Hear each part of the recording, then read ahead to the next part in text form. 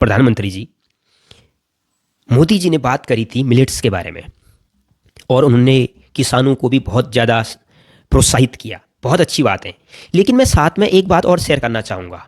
क्या सर को पता है कि उत्तराखंड के बहुत सारे क्षेत्रों में जहाँ जो उगता था वहाँ वो उग ही नहीं रहा है। मतलब वहाँ पर वो उग रहा है जो कभी उगता ही नहीं था। मतलब फसलें इम्बैलेंस हो चुकी है। इतना ही नहीं, क्लाइमेट चेंज पर जो अध्ययन हो रहा है इस देश में, उसके मुताबिक ही आपसे बात कर रहा हूँ कि हो सकता है 5-7 सालों के बाद इस देश में फसलें उगने में भी दिक्कतें आ जाए इस क्लाइमेट चेंज की वजह से। जो आप डिजास्टर देख रहे हो ये एक दूसरी तरफ है, मैं एक तीसरी तरफ की बात कर रहा हूँ आपसे, जहाँ शायद लोगों की अभी नज़रें नहीं जा रही। ठीक है, हो सकता है कई बार ऐसा हो सकता है कि मैं तो भाई पहाड़ में नहीं रहता हूँ और मैं तो दूसरी जगह रहता हूँ, तो इस डिजास्टर से मुझे कोई मतलब नहीं है।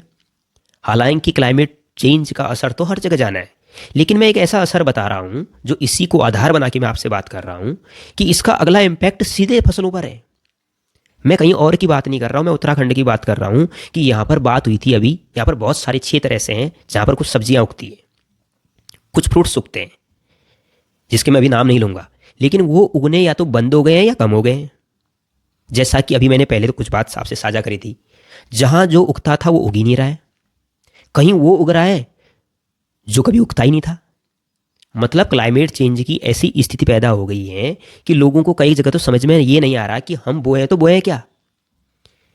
आप मिलेट्स की बात पूरे वर्ल्ड में हमने कर दी। जब मिलेट्स उगेगा, मोटा अनाज उगेगा, तभी तो हम एक्सपोर्ट करेंगे या लोगों को शेयर करेंगे। ये सारी कहानियां जो घूम के आ रही है वो क्लाइमेट चेंज पर आ रही है।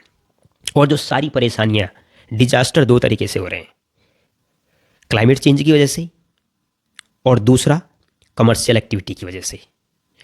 और अगर मैं क्लाइमेट चेंज को एक्सप्लेन कर दूं, जो मौसम में दिक्कतें हैं, चाहे ग्लेशियर पिघल रहे हैं, चाहे बादल फट रहे हैं, चाहे बाढ़ आ रही है, चाहे सूखा हो रहा है या जंगल जल के राख हो रहे हैं, ये सब क्लाइमेट चेंज है।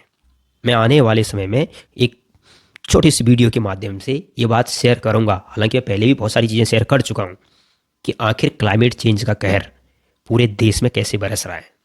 अभी लोगों की आंखें नहीं खुल रही है। क्यों नहीं खुल रही है? क्योंकि खाने को मिल रहा है। मैं 100 बातों की एक बात आपसे शेयर कर रहा हूँ, क्योंकि खाने को मिल रहा है।